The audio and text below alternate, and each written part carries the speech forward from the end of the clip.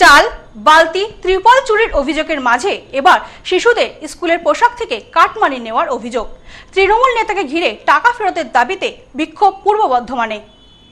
চাল চুরি, ত্রিপল চুরি, বালতি চুরির পর এবার স্কুলের ইউনিফর্মের থেকে কাটমানি নেওয়ার অভিযোগ পঞ্চায়েত সমিতির শিক্ষা কর্মাধ্যক্ষের বিরুদ্ধে।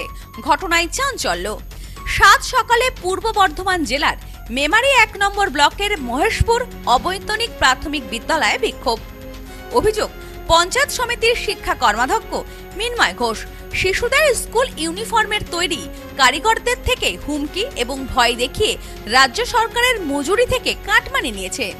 সেই সঙ্গে অভিযোগ ২০২৪ থেকে ২০২৫ সাল পর্যন্ত ধাপে ধাপে প্রায় ৩ লক্ষ টাকার বেশি শ্রমিকদের মজুরি থেকে কাটমানি নেওয়া হয়েছে। রাজ্যে পালা বদলের পর একের পর এক দুর্নীতির ছবি সামনে আসছে। এবার স্কুল ইউনিফর্মের থেকে কাটমানি নেওয়ার অভিযোগে শোরগোল রাজ্য রাজনীতিতে। এদিন কাটমানির টাকা চাইতে গেলে মিন্ময় ঘোষের বিরুদ্ধে গুরুতর অভিযোগ ওঠে।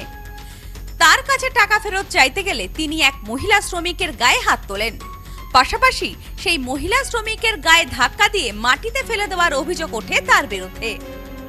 এই ঘটনায় যথেষ্ট চাঞ্চল্য ছড়িয়েছে গোটা এলাকায়। তো উনি কথা বলতে গিয়ে ওনাকে যখন ডাকি উনি আমার হাতটা ধরে এইভাবে বেঁকিয়ে দেয়। কে, ওর নাম কি? ওনার নাম মিন্ময় ঘোষ, উনি একজন শিক্ষা কর্মদক্ষ। আচ্ছা, আর ওই স্কুলের শিক্ষক? হ্যাঁ, ওই মহেশপুর স্কুলের শিক্ষক। তারপর কি হয়েছে?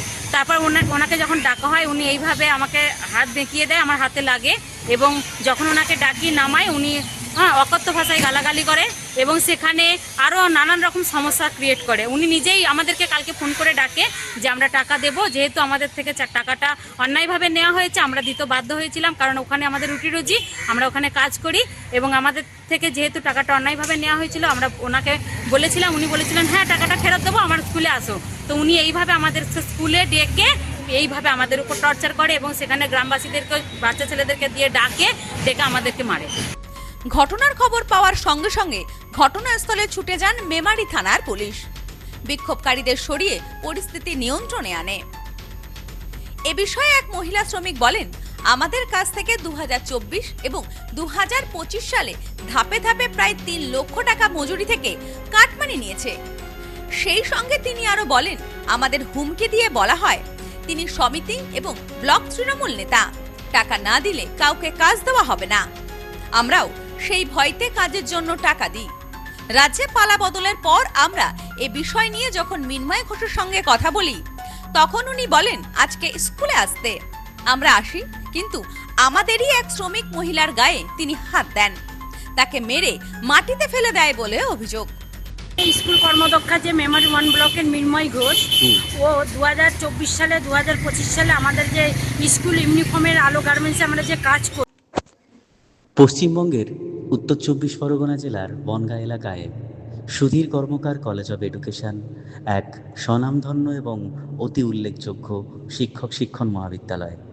বর্তমান এই শিক্ষক মহাবিদ্যালয়ে নতুন শিক্ষাবর্ষে বিএড অ্যাডমিশন চলছে। তাই বিএড অ্যাডমিশন নেওয়ার বিষয়ে যে সমস্ত শিক্ষার্থীরা আগ্রহী তারা অতি সত্বর কলেজের অফিসে এসে যোগাযোগ করবেন। আমাদের কলেজের ঠিকানা গোপালনগর, চরচালকি, বনগাঁ, উত্তর ২৪ পরগনা। পিন নম্বর ৭৪৩২৩৫।